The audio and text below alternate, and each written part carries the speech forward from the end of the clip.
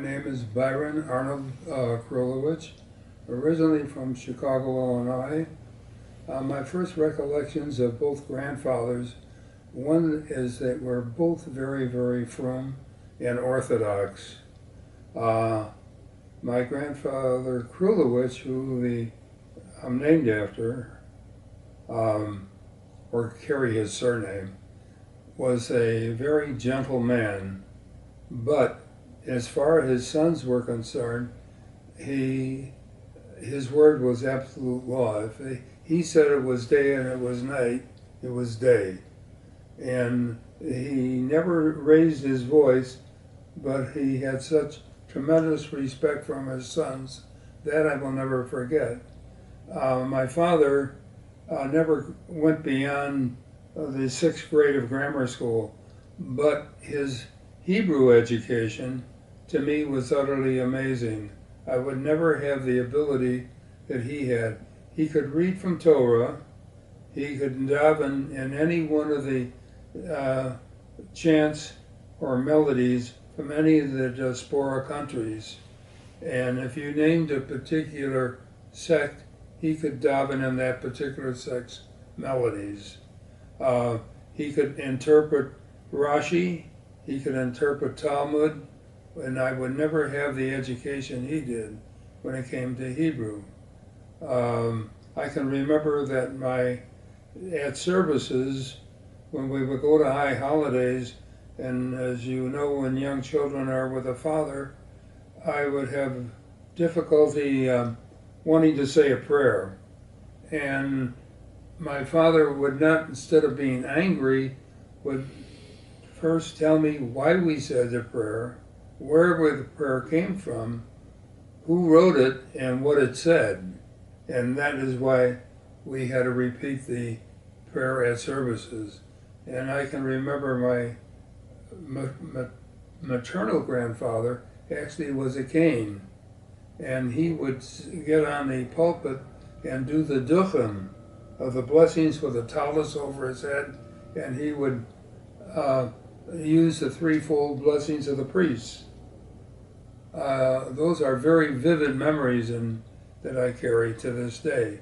My paternal grandfather died in 1939, and I can remember that we took a graduation trip for my brother from grammar school going to the New York World Fair at that time, and it was my dad's not responsibility but desire to be in a town so that he would be able to go to Minyan and be able to say Kaddish for his father wherever we were. And he would walk in with his heavy beard, and the shamus of a particular temple would say, "We don't need your kind around here," because they would think that he was going for a handout. But he would say, "Let me know where you came from, I will give you a donation, and I would like to daven these services for you in your melodies." And he would do so. He amazed many, many people, and he amazed his family and me very, very much. My father was very gruff, and took me a long time to understand that his bark was worse than his bite. And that occurred actually 6 months before he died, which is a whole nother story. I can have very vivid memories of family get-togethers. The Krulewitch family was a very well-bonded family, and I'll never forget that there was a Krulewitch bowling league that had 40 family members in it in Chicago. The family used to gather in Independence Boulevard on the west side of Chicago every Friday night to honor my grandfather, and the families would all attend. I can remember another story which is very, very difficult to tell, is that my Uncle Jack married out of the faith. He married a Catholic woman.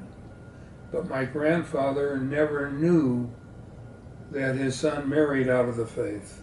They kept it from him as a secret, and he attended all the Krulewitch functions without his family. that's how strict they were. My father, on the other hand, made a home for my wife's parents because my maternal grandfather had a heart attack at age 50 and never worked from that day forward. But my dad gave him the honor of being head of the household as the senior member of the family, as a patriarch. And I have many fond memories of living with my grandfather, and he would go to the temple we went to was the Anshi Durham Beth Ahmedish Agoro at 54th and Ellis, right near Rofai Zedek, which was another conservative large congregation. But the rabbi at my grandfather's congregation was a Lubavitcher rabbi, and I was raised with that type of a background. My mother kept kosher for my father and did everything so that he would be comfortable in living his life with her. Another story that I have is I actually participated in World War II. I'm a Navy veteran that served our country in the part of the greatest generation to help preserve this country's democracy. I served from 1944 through 1946 and have many stories that I can tell about that, which probably would take a whole another 5 or 10 minutes to do.